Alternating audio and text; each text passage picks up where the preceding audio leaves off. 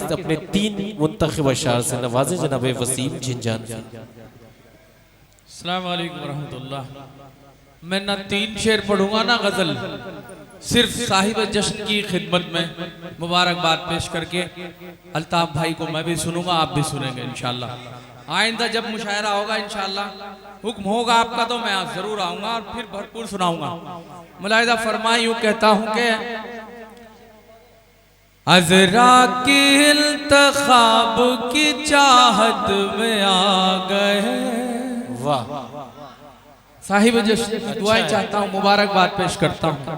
अजरा की इल्तखाब की चाहत में आ गए, अजरा की इल्तखाब की चाहत में आ गए, सुल्तान मोहम्मद की अदालत में आ गए, सुल्तान मोहम्मद की अदालत में आ गए। संभल तो है वसीम अतीबों का शहर है, संभल तो है वसीम अतीबों का शहर है।